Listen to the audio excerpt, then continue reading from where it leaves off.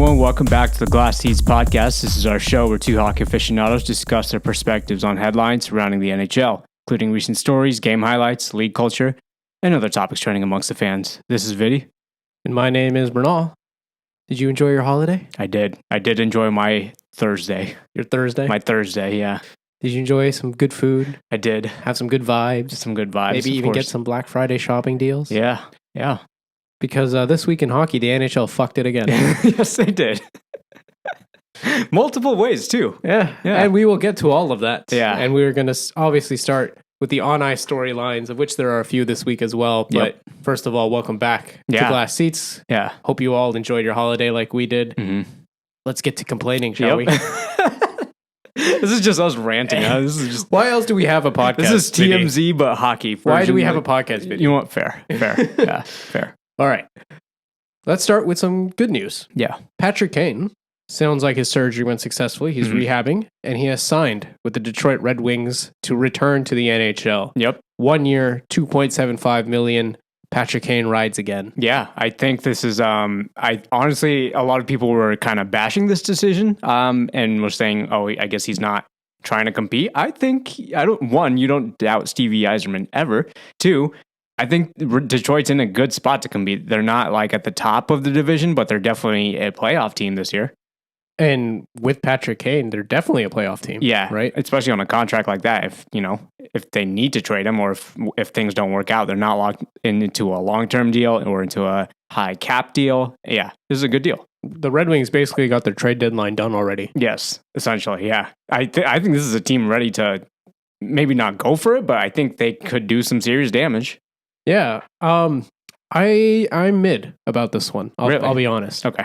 It feels a little early to what? To sign to a team. Why? If you're Patrick Kane, why'd you have to wait? Why'd you have to sign now? Why not wait till trade deadline, see who's actually in a playoff spot? I think at the start of the season, I don't think he would have signed with the Red Wings, right? Even when we had our predictions, we were kind of saying, we don't think Red Wings are going to, be a playoff team or whatever, or they might be a fringe team, whatever. I think they've established themselves enough now to be like a legit team this year. Same with Vancouver, right? I don't know. It's still early, right? I don't know. I think they've got it. If you've been following the noise, especially around Vancouver, a lot of people are saying, hey, they're only this good because their schedule was easy so far. What? Nah. Yeah. I mean, couple games against the Sharks, couple games again in Alberta. I feel like everyone says that about a team they're surprised by. In terms of like winning. Too easy? Yeah, they say that in the NFL too. They say that in the NBA. Like, I don't know. I think that's a cop-out excuse. I mean, Detroit right now is only in a wild card spot. They could easily fall out. Sure, but they could also climb, I think. I mean, they're an Atlantic team, so they're not beating Boston, I don't think, in terms of the number one division spot. But I don't know. I think this is a good signing. And, again, Detroit's not necessarily the youngest team in the league, but this is good veteran presence, I think. And, Kane knows how to win a cup, which is important. Yeah, he's won quite a few of them. Yeah. Yeah. I think the other thing we have to mention is this is Patrick Kane teaming up with Alex DeBrincat again, which is, you already know these two have chemistry. Yeah, exactly. Yeah. And I'm honestly interested to see how he would mesh with Dylan Larkin. Okay. I don't know. I don't think Kane and Larkin have ever played together, both American players. No, you can thank the Olympic mess that the NHL's put us in for that one. Yeah, and or if there's I don't think they ever played at World Cup of Hockey in 2016 either. So even if they played together, it was at a time when they both weren't in their primes. Yeah, right? Which is why I'm interested to see how they mesh, because now Larkin obviously wearing the C and Kane being the big veteran presence that he is. I don't know. It's going to be interesting to see how it gels, who learns from who, I don't know. Yeah. And this is all a question of timing, right? If Patrick Kane's going to come back, maybe right after the new year, then his presence might just be enough to push Detroit, right? Yeah. Is that confirmed, by the way? I don't know what the timeline is for him coming back. Got it. Okay. So I'm speculating here because this is all about timing, right? If he waits, shouldn't say wait, if his recovery goes too far into the season, it might be enough that he himself can do if Detroit's not already in a playoff spot, right? Right. So this is either him saying, I believe Detroit is going to do it, and with or without me, or he believes he's going to come back early enough that his presence is going to help that team push. Mm-hmm. My point being, it feels risky, doesn't it?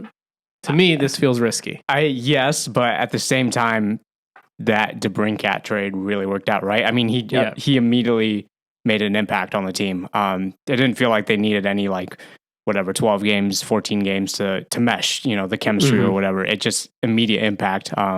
So I have a hard time believing that the Red Wings system isn't built to adapt to Patrick Kane. I'm not saying that he's going to be the guy on the team. He's definitely not. He shouldn't be the guy. No, he shouldn't. He should have not. And but either way, I think he's going to be able to easily come in and make an impact, regardless of where the Wings are in the standings. Yeah, it'll be interesting to see for sure. But it'd be nice to see Patrick Kane back after his injury trouble. Yeah, absolutely. Speaking of injuries, this is not even an injury. Yeah, Jacob Trouba doing his best. Barry Bonds impression. Yeah, Barry Bonds, Babe Ruth. Yeah, pick any baseball player. Shohei Ohtani. Yeah. Yeah. So I, to be honest, I didn't know about this until 2 hours before we started recording, and I saw the video. I don't think it looks intentional. Can you just describe for our listeners who might not have seen it? Okay. Yeah. So basically, it was a scrum near the I believe it was near the Boston. No, it was near the Rangers net, and it was Rangers Bruins, so obviously two teams that are have no problem getting each other's faces or original six. And basically what happened was Trent Frederic had kind of sort of pushed Jacob Trouba, a little scrum after the whistle. He was crashing the net. Yeah, a little scrum after the whistle. The way Trouba was holding the stick, it almost slingshot catapulted directly into Trent Fredric's head. Not just catapulted. It looked like he took a swing at that thing. Almost when you go to Top Golf and you're just let me see how hard I can hit it. Yeah, and then they yell at you. Yeah. Except there was no getting yelled at here. The refs did not call it. There was no suspension or nothing. So the Cricket World Cup just ended. I think Trouba was a fan. Just going for that 6 out of the park. Is he Australian? No. I mean, who knows, man? But yeah, it was definitely. It wasn't a good look, but I have a hard time believing that, that he meant to do it. And I think that's also reaffirmed by Trouba's response, post game or whatever. Yeah, so. Trouba's comments, he said, it can't happen. Saw that video of it and it didn't look good. Got to control my stick better, take the fine and move on. Yeah. That is a problem I don't have with Trouba's words, but I have with the fact that take the fine. That's all he got. So on this play where he swung a stick at another player's head, he got no penalty on the call, and only a $5,000 fine, no suspension. Yeah. And keep in mind, there's been some, intentional stick to the head injuries that have destroyed careers, ruined careers, pretty much. Isn't this the one thing that the NHL has been trying to cut down on is head injuries? I see.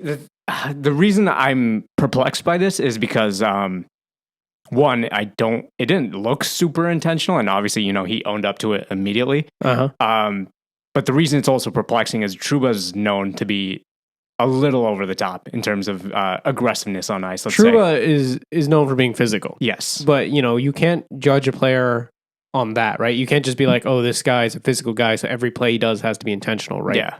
But my point is intention doesn't matter. So you're saying it's a rule that he broke? Yeah. Okay. If the stick hits a player's head, it's high sticking. Yeah. Oh no, I'm not. That's a black and white rule. I'm not disagreeing with that. It's just I think if I had to explain, I think the reason he didn't get the suspension or whatever is because it didn't look quote unquote intentional. Sure, but it's still a bad look. Isn't this what I said the last time we had a reffing conversation? Yeah. You want to stop these things, you got to crack down on it consistently. So also the ref was right freaking there. I was just about to ask, how do they miss this? I saw a couple angles of it, but I'm how did they miss this? It was a crashing the net play, which means the goalie has the puck, which means you're already looking because you got to blow the whistle when he covers it. Yeah. And the two of them are standing right in front of you. So were the refs puck watching? Or they just decided, you know what, actually it's the Bruins' turn to get a penalty. Some game management bullshit. Yeah.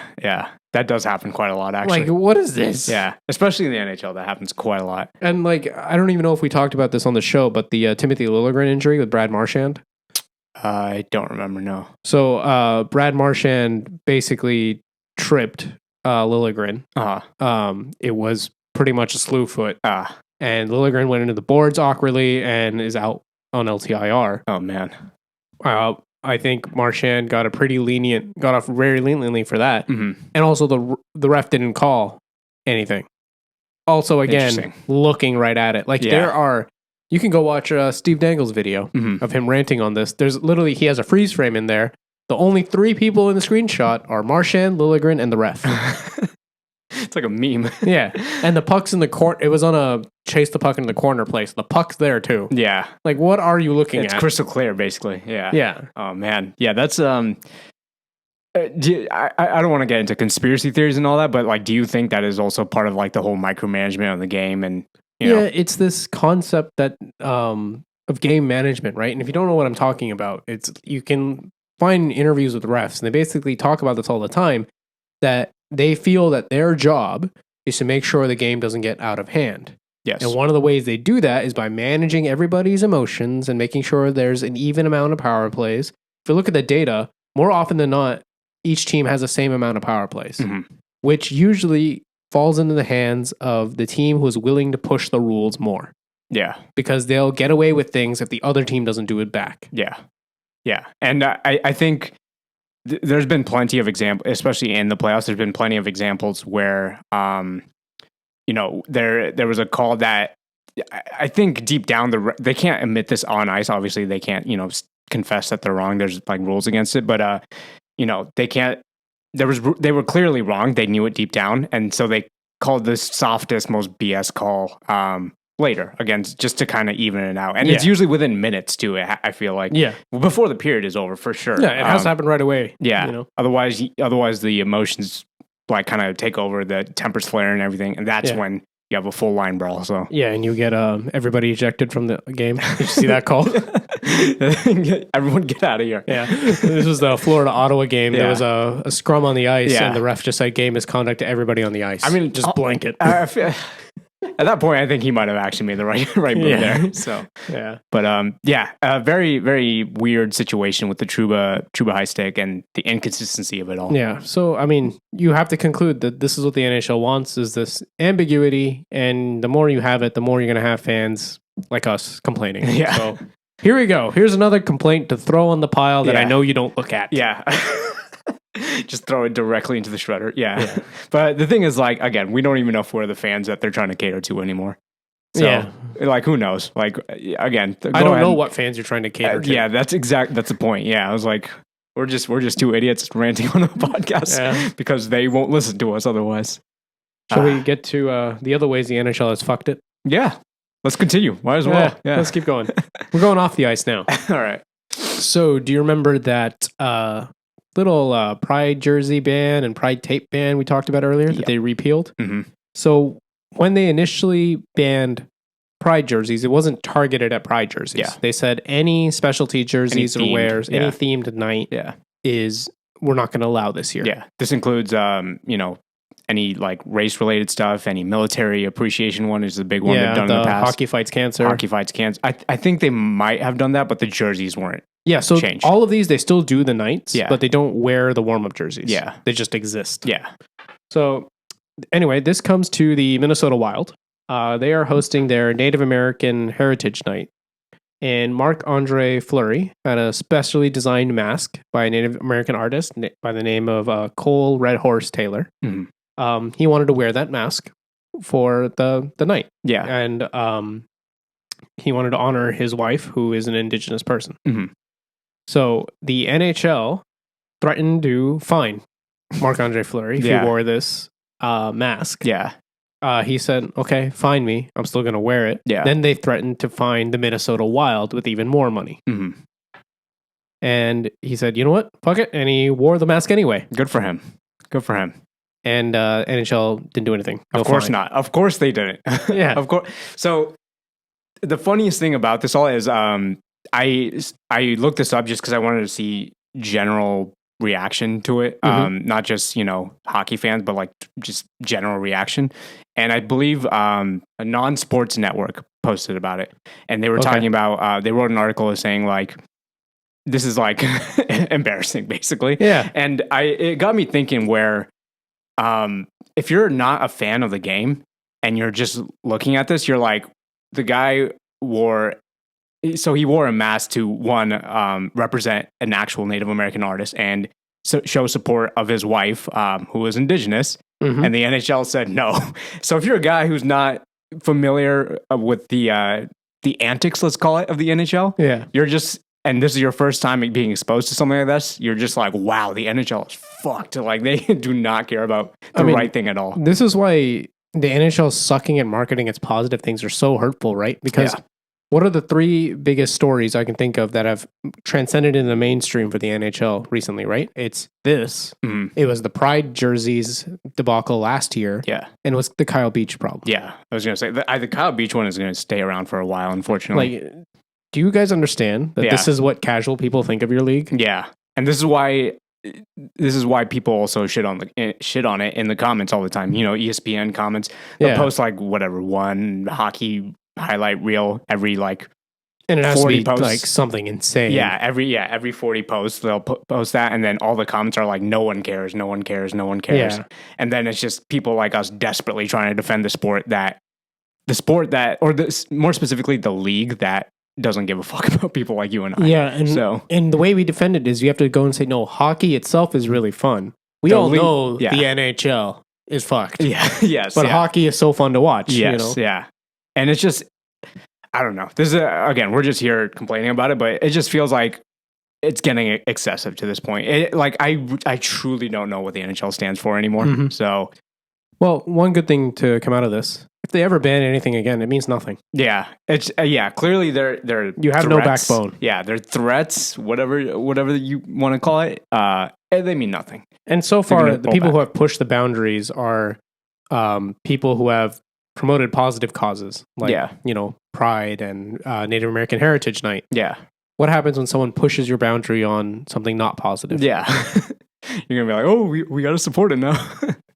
I mean, like, again, you're making the wrong PR decision at every turn. Yeah. Like, how are you this bad at marketing? Yeah. I get it. There's the whole, constitutional free speech thing. There's all of that. I totally get it. I'm in support of it, but stand for something. I genuinely don't, again, I don't know what they stand for. I'm like, you don't have to pick sides like it's a college sports game or whatever, but like, who are you? Are you standing for good or bad? I don't know. I feel like there's some cases where there's an obvious good and an obvious evil. Like, I don't know. You have no backbone. Yeah. Right? Like, I understand the sentiment of, okay, we're going to ban all specialty jerseys. Yeah. I talked about this before. I understood that sentiment. Sure. But now you've put no weight behind it. Yeah. I mean, it feels like it means nothing. Yeah. So right now, Marc-Andre Fleury is wearing a mask to honor Native American heritage. What are you going to do if someone has a mask with hate symbols? Yeah. Yeah. You're asking for it. Yeah, exactly. Yeah. If they were saying like, oh, it's, this is just an example. They're saying like, oh, it's part of my religion and it's like a mask with like swastikas on it, Yeah. What, are you going to step away from that too? I don't know. And like, no, I'm not saying that they should have stopped Marc-Andre Fleury. No. Right? But you shouldn't be so wishy-washy. Not wishy-washy. The opposite. You shouldn't be so hardlined about this. No specialty jerseys. Everything else. You just heard me rant about penalties and how they do it. Everything else in your league, you make a gray zone. Yeah. So that you hold the power. Yes. And the one place where you should have that gray zone, you don't. Yeah. It's very backwards overall. Like penalties and suspensions, I feel like need to be black and white. Yeah. You do this, you get this. Yeah. Something like personal expression, that has a gray zone. A lot of it too. Yeah. Right? How does and granted there are problems with this, but how does every high school in the country have a dress code that addresses this and you can't figure it out? Yeah. Yeah. You're a professional sports league too. Yeah. And like, come on, man. Like, you should have instead of just a blanket ban, it should be, okay, all specialty things need to be approved by league, whatever. Mm-hmm. And obviously you would have let this through, right? Yeah. If you don't, then I'm going to come at you for that one. But yeah. That at least makes a little more sense, right? Yeah. This is, I have a very hard time believing that Marc-Andre Fleury wouldn't have, gone through with that process if it even existed, that approval. Like, they already let through a couple of those Hockey Fights cancer helmets. Yeah. Like Sergei Bobrovsky did and one other goalie did. I'm forgetting the name. But obviously you're okay with some things. Yeah. I saw there was like, at least they threatened to fine about a sticker of some sort on a helmet. I can't remember exactly the context of the scenario, but yeah, there was some sort of themed sticker and they were like, no. And I was like, it's a sticker, bro. Yeah. On a helmet. It might not even been on his helmet during the game. You know what I mean? Like, I get it. There's like the ad, there's so many contract stuff that are going behind the scenes that we'll never know about. But bro, like if it was that, I would have appreciated that explanation, right? Yeah. We can't do this because of contracts. Okay, done. Yeah. Done.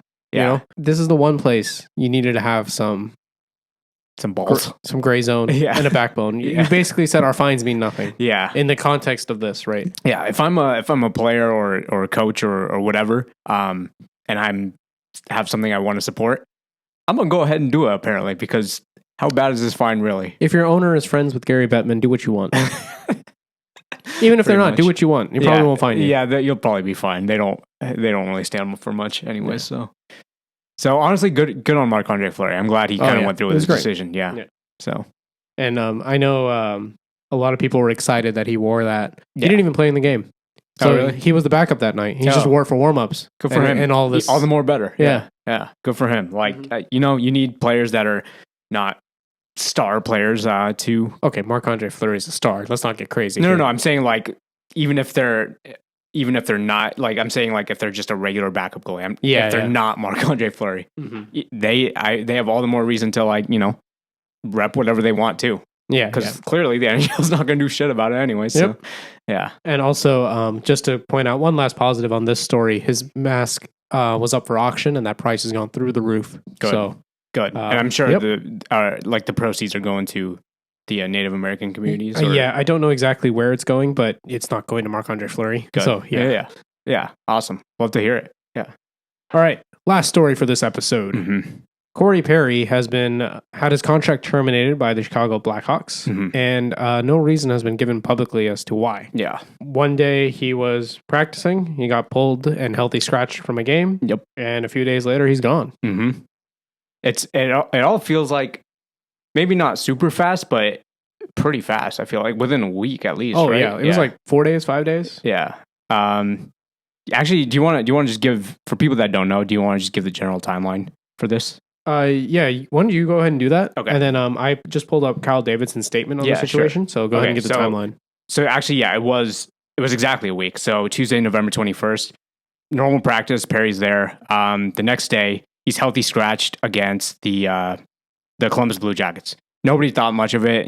He's been scratched before, whatever. Yeah, I actually wanted to add in here. He took warm-ups that game. He got scratched after warm-ups. Mm-hmm. And then, when inquired about it, the head coach, Luke Richardson, he just said, it's just an organizational decision. Again, nothing more thought of it. There's been scratches in the past where, it didn't really mean anything. It was just a discipline thing, whatever.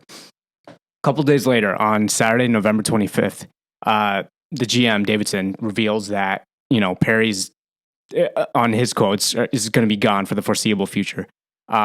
Nobody really knows what that means. Now people are kind of wondering, like, hey, is he good? Is the organization good? Like, what happened, kind of thing.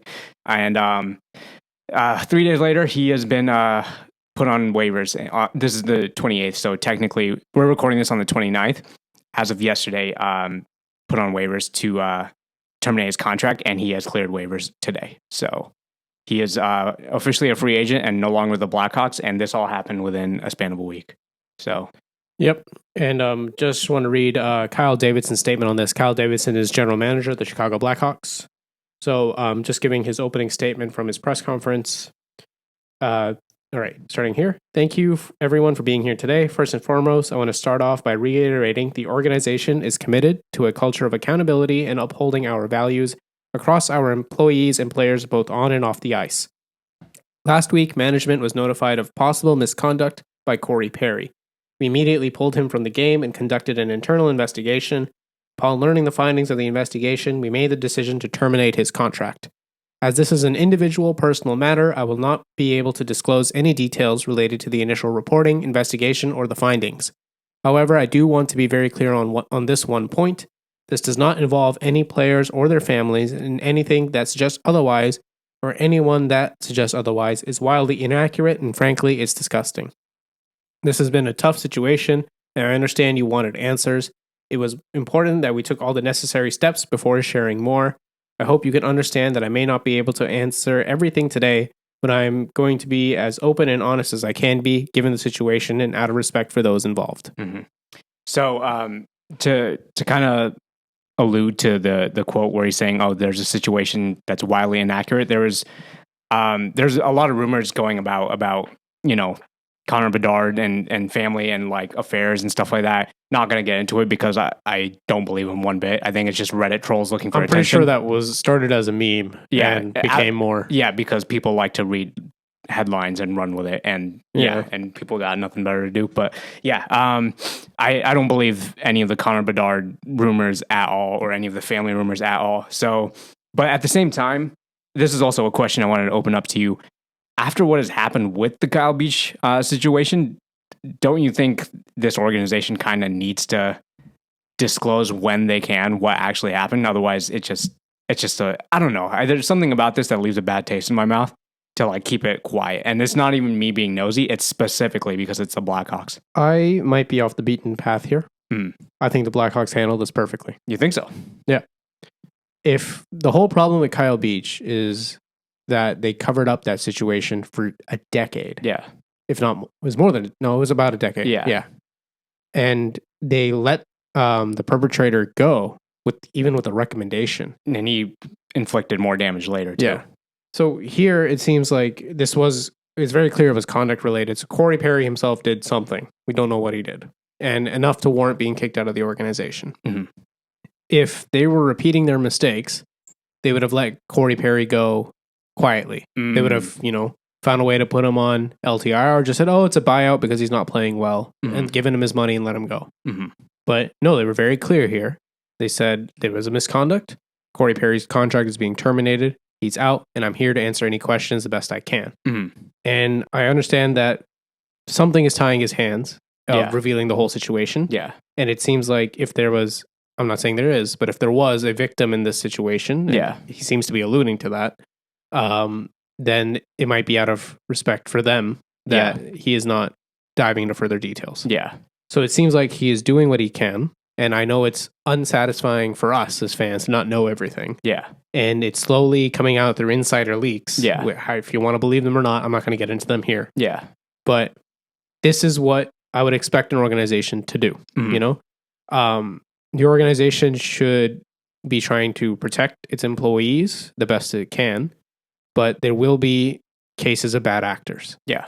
And when there is a bad actor and you know about it, it's up to you now to take that action. Yeah. The problem with the Kyle Beach situation was they didn't take action or took very wrong actions for the sake of protecting a team and their Stanley Cup run. Mm-hmm. Here, they're not doing that. Yeah. They did the right thing. They're saying what they can say as much as the situation will allow them to. Yeah. So this is what I expect an organization to do. Yeah.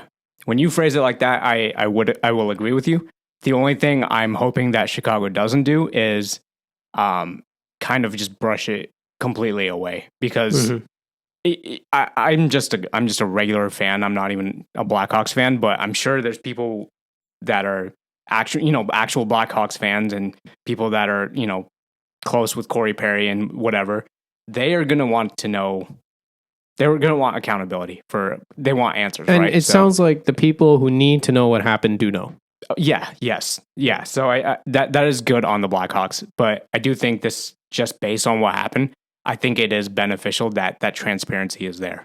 Just so, I think eventually, I'm not saying it needs to come out now. Yeah, eventually it might. Once it actually is, I don't know if it's a criminal matter or whatever, if it can legally if it legally has to wait right now. But once it is appropriate to disclose, I feel like it should be disclosed. Yeah. So, and the sense I'm getting from Kyle Davidson, at least in the statement, is that he cannot right now, and he would if he could. Yeah. And I know it's unsatisfying, but I think as fans, we have to accept that for the time being. Yeah. Yeah. So I will agree they made the right decision now. I'm just hoping they continue that and uphold that accountability later on. Not to completely put this all on the Blackhawks organization. Do you think that another team picks up Perry later, or do you think he's kind of done? It really depends on the severity, right? Yeah, I mean, I don't think any team's going to do it right now because that's a hot potato. It's almost like what was it, the Mike Hoffman situation a couple years ago with Erik Karlsson and all that? It was. Yeah, why would you bother right now? Yeah, right? or Evander Kane when all that was. Yeah. So I could see a team picking them up if they're able to get information from the Blackhawks about what happened, even if the public is not able to. Yeah. He is a good veteran presence, and he was supposed to be there to help Bedard mature, along with Taylor Hall, who is also out with an injury. So this does put the Blackhawks in a weird situation. Yeah. But despite that, they're doing this. Yeah. In terms of another team picking up Perry, I don't think before the trade deadline we're going to see that. Because the teams who would want someone like Corey Perry are teams who want to shelter their depth or a rebuilding team, right? Yeah. Because of what sounds like Kate Davidson has said, you wouldn't, if you're a rebuilding team, I don't know if you want Perry there because you're trying to build culture and accountability, those kind of things, right? I mean, but he was on the Blackhawks, who were also a rebuilding team, right? Yeah, and as soon as he did something... Oh, I see. Okay, I understand. Okay. Was related to his behavior, he's gone, right? You want good behavior guys, basically, for rebuilding. Yeah. So that means they're not going to be interested until the story's cleared up. Yeah. Teams that would be interested are teams that want to shore up their third and fourth lines, and there's no reason for them to do that until the trade deadline. Yeah. That is, okay. Yeah. I completely agree with that. And by then, we might have more information. Yeah. I mean... Hopefully, fingers crossed, yes. But something I also want to mention is Perry's always been a player to kind of play on the edge, let's say, with the Ducks and everyone. And everyone remembers when he got kicked out of the first 10 minutes of the Stars outdoor game. Oh, yeah. And had to take that huge, long walk of shame or whatever. Yeah. So even then, there's no guarantee, I don't think, that a team picks him up at the trade deadline. Yeah. Just there's a gamble involved with them, right? Yeah. So. And I don't think we're going to hear about anyone picking him up until that time. Yeah. Yeah. So definitely a story to, keep eyes on. But yeah, it's kind of a little frustrating in the sense that we can't have everything right now in our day and age of instant gratification. Yeah. Yeah. I think we as fans got to take this one. Yeah. I think. Yeah. This is much better initial handling, immediate handling, let's say. As compared to, a decade ago. Yep. It's good to see. Yeah. Some positivity. Yeah. So we complained a lot, but there's upsides. Yep. As we always do on this show. Yeah. We complain a bit, We gotta. Yeah. I hope you guys enjoyed, but that's it for this episode. This has been Glass Seats. We're out every week. You can find us on Spotify, Apple, Google, and YouTube. We're also on Instagram, and for YouTube and Instagram, the handle is @Spud Network Podcast, where you can check out this show and you can check out our other shows. Wherever you listen, watch, follow us. If you can leave us a like, comment, subscribe, whatever it is, helps us grow the show. We'll see you next episode. Bye.